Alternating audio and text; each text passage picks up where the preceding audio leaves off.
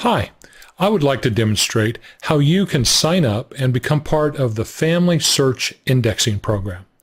The only website that I want you to remember is indexing.familysearch.org. At this website, you'll find all the information that you need. I'll walk you through a few of the steps. You can take a test drive where you will see an actual image that has been used in the indexing program. Using this information, this website will take you through how you would enter data off of an actual record used in indexing. Another place with great information on this site is the Help tab. Under the Help tab, you'll find lots of information that will be useful to you. It may be overwhelming, but there's a couple of things that you really need to focus on. Under Where do I go for help? You can look at the Quick Start menu. You can look at the tutorials. We strongly encourage you to go through the indexing tutorial. This will walk you through how to become an indexer and give you an actual example where you will enter the information. Please spend time on this indexing tutorial.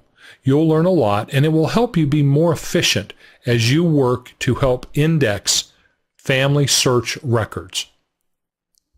Another great resource is the User's Guide. You'll find all kinds of information about how to sign up, how to make changes, how to submit batches, and even what a batch means. So spend time looking at this website.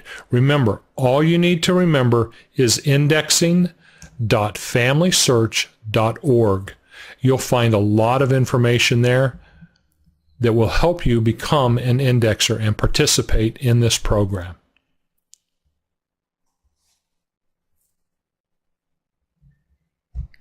The 1940 U.S. Census will be released the first part of April 2012. We need your help to get this census indexed as quickly as possible so that it will be available for researchers doing family history work. Let's take a look at the federal census. This is the 1940 census form as displayed in the indexing software. In the top middle of the screen, you see what the actual census form looks like. In the lower left part of the screen is the area where the data is entered. And you can see that the household number goes in a certain area, the surname goes in a certain area, the given names are also entered in certain fields, as is the relationship, and so on. This is the way the census is indexed. We're taking handwritten pages and converting them to characters that a computer can search and display easily. In the lower right portion of this screen, you'll see the help box where there is field help, project instructions, and so on. And we'll talk about those in a minute.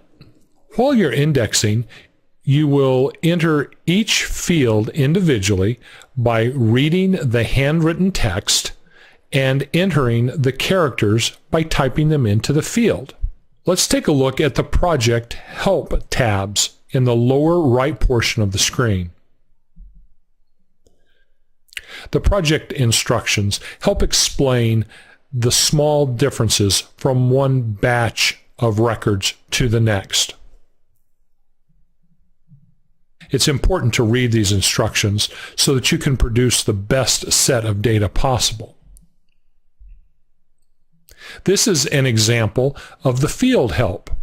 As you go through each record, the individual fields are highlighted, and if you have any question about what you should be typing in to this field, simply look at the Field Help box located under the Field Help tab in the lower right-hand portion of the window. This is an example of the Image Navigation tab. You see the large image is the entire sheet of the census. The small gray rectangle shows where you are located within the larger page. Anytime you start a new batch, you begin by filling out the header information. This is the unique information about this page. In this example, you would enter a sheet number and a letter. This is how the rest of the document looks. This is an example of the 1940 census.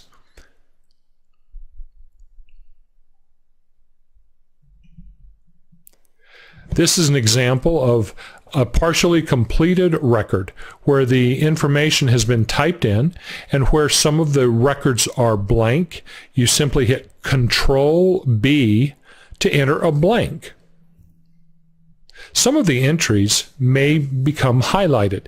This doesn't mean that it's incorrect. It simply means that the computer has not recognized this name yet. But after you accept it as a proper name, the computer will recognize it. This is simply an attempt to help you spot potential errors.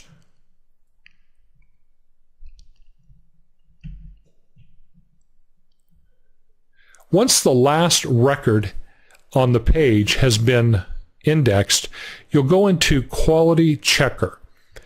This is an opportunity for the computer to review the records entered and identify anything that it has not seen before within a field. It helps locate errors quickly. Just because something is highlighted does not mean it's incorrect.